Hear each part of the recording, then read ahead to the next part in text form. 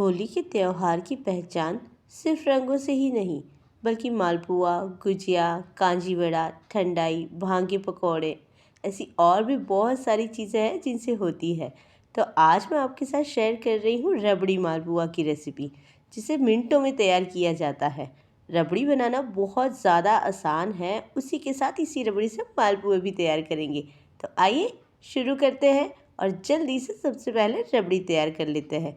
तो यहाँ पर करीब 1.5 लीटर जितना मैंने दूध ले लिया था और उसे उबलने के लिए रख लिया था। जैसे ही दूध में उबाली आ गई, उसके अंदर कुछ केसर के धागे और आधा चम्मच जितना इलायची का पाउडर डाल दिया था और दूध को और उबाल लिया। दूध को इतना उबालना है कि ये करीब 1/4 हो जाए, यानी कि जितना है उसका आधे से आधा। जब हम रबड़ी तैयार करेंगे ना, तो दूध को कांस्टेंट स्टर करते रहेंगे। वैसे हमने नॉनस्टिक बर्तन लिया है, तो इसकी वजह से जो हमारा दूध है वो नीचे से चिपकेगा नहीं। तो यहाँ पर दूध को बॉईल करते करते रबड़ी बनने को आई है। तो ये देख लीजिए, इसकी कंसिस्टेंसी बिल्कुल दानेदार बनी है और इसी तरह की कंसिस्टेंसी हमें चाहिए। अभी हमें यहाँ पर लच्छे वाली रबड़ी तैयार नहीं करनी है, तो इसे कांस्टेंट स्टर करते रहना है, जिसकी वजह से लच्छे नहीं बनेंगे। तो अभी यहाँ पर जो रबड़ी तैयार हुई है ना, वो 1.5 लीटर दूध से करीब 400 ग्राम जितनी रबड़ी तैयार हुई है। तो यहाँ पर करीब 250 ग्राम जितनी रबड़ी मैं बाहर निकाल लेती हूँ और बाकी के 150 ग्राम जितनी रबड़ी के अंदर अभी हम डाल देंगे चीनी, क्योंकि इस रबड़ी को हम मालपुए के ऊपर डालकर खाएंगे। तो ये लीजिए, हमारी ये मीठे वाली रबड़ी भी तैयार हो गई। उस रबड़ी के अंदर हमने अभी चीनी नहीं डालनी थी, क्योंकि उस रबड़ी से हम मालपुए तैयार करेंगे। और जैसे ही मालपुए तैयार होंगे, मालपुए को सबसे पहले हम डालेंगे चाशनी के अंदर।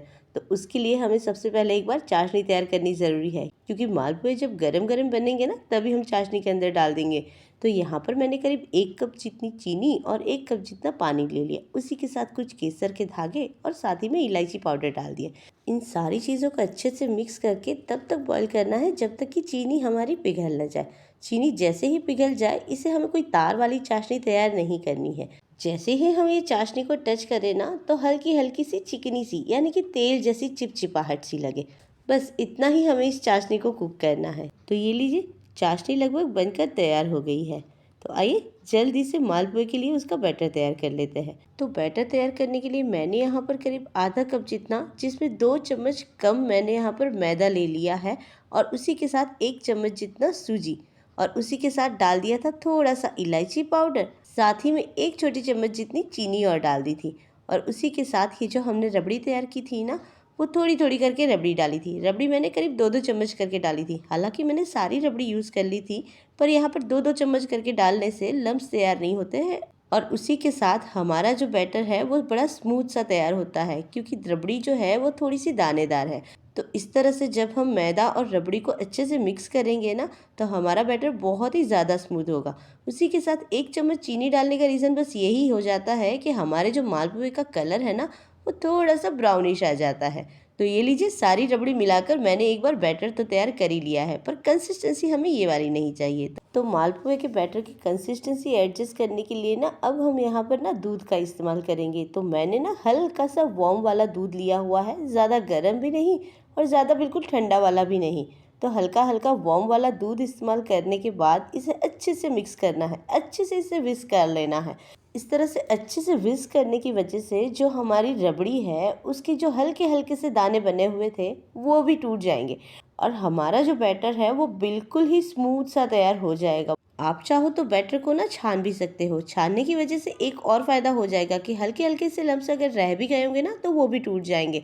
पर यहाँ पर मैंने वो काम नहीं किया है, बस इसको अच्छे से विस्क किया था। उसी के साथ थोड़ा सा दूध और भी डाल दिया था। हाँ, एक चीज़ का ज़रूर ध्यान रखिएगा, लम्स तोड़ने के लिए कहीं इसे मिक्सी में डालकर पीस मत लीजिएगा, क्योंकि रबड़ी और मैदे को मिक्सी में डालकर पीसेंगे ना, तो टेम्परेचर बिल्कुल वेरिएट हो जाएगा। बिल्कुल ही हाई जाने की वजह से जो हमारी रबड़ी है, उसकी कंसिस्टेंसी और उसका टेक्सचर सब कुछ ख़राब हो सकता है और उसके बाद भूल जाइएगा कि मालपुए बनेंगे। तो यहाँ पर बातों बातों में मेरे मालपुए का बैटर जो है वो बिल्कुल अच्छे से तैयार हो गया है। इसी तरह की रनी कंसिस्टेंसी चाहिए थी मुझे। उसी के साथ आप चम्मच पर देख सकते हैं, कोई दाना नहीं बना हुआ है। इसका मतलब हमने बिल्कुल स्मूथ रखा हुआ है हमारे बैटर को। तो यहाँ पर बैटर तैयार हो गया है। आइए जल्दी से इस मालपुए को हम फ्राई करेंगे। जो फ्राई करेंगे ना तो हम ये मालपुए घी में तैयार करेंगे। त्योहारों के दिन है, घी तो इस्तेमाल होगा ही। तो यहाँ पर मैंने कढ़ाई के अंदर करीब 4 बड़े चम्मच जितना घी डाल लिया था और घी जैसे ही गर्म हो गया उसके अंदर डाल दिया मैंने मालपुए का बैटर। अगर एक साइज़ के मालपुए तैयार करने हैं ना तो 1 चम्मच का साइज़ रखिएगा। जो इस तरह के चम्मच के साइज़ से बस इक्वल क्वांटिटी में ही डालिएगा, जिससे होगा क्या कि हमारे जो मालपुए हैं वो एक साइज़ के तैयार होंगे। उसी के साथ उसे आपको फैलाने की बिल्कुल भी ज़रूरत नहीं है। तो यहाँ पर एक मालपुआ तैयार हो गया था, उसे निकाल भी लिया। उसी के साथ और मालपुए भी तैयार कर लेते हैं। इस बार जैसे ही मालपुआ तैयार हो जाएगा हम उस मालपुए को थोड़ा सा साइड पे कर लेंगे और बाकी और भी तैयार कर लेंगे। तो यहाँ पर मैंने करीब एक बार में 3-4 मालपुए डाल दिए थे। अगर मालपुआ हल्का सा नीचे से चिपक जाए ना तो बिल्कुल भी घबराइएगा नहीं, क्योंकि हमने हल्की सी चीनी डाली है तो हो सकता है कि थोड़ा बहुत नीचे चिपक जाए। बाद में जब मालपुआ नीचे से अच्छे से पक जाएगा ना, अपने आप ही नीचे से वो निकल आएगा। तो चिंता करने की बिल्कुल भी ज़रूरत नहीं है। तो यहाँ पर लगभग मेरे सारे मालपुए हैं वो अच्छे से बन गए थे। अब बारी आ जाती थी इनको चाशनी में डालने की। तो जैसे ही मालपुए बनते गए मैंने सबको चाशनी में डाल रखा था। बस ये लास्ट वाला मालपुआ था, उसे आपके सामने डाल रही हूँ।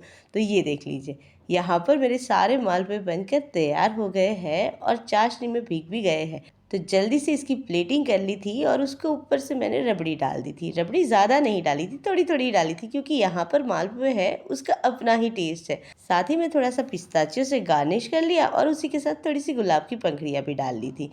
तो आया है ना मालपुए का बिल्कुल वही वाला टेक्सचर और उसी के साथ कलर भी। बहुत ही ज़्यादा टेस्टी और यमी बने थे। स्वाद मैं आपको नहीं बता सकती हूँ, पर देखने से आपको आइडिया लग रहा होगा कि बिल्कुल परफेक्ट बने थे। तो एक बार ज़रूर से ट्राई कीजिएगा इस वाली होली पर। Please like, share and subscribe my channel.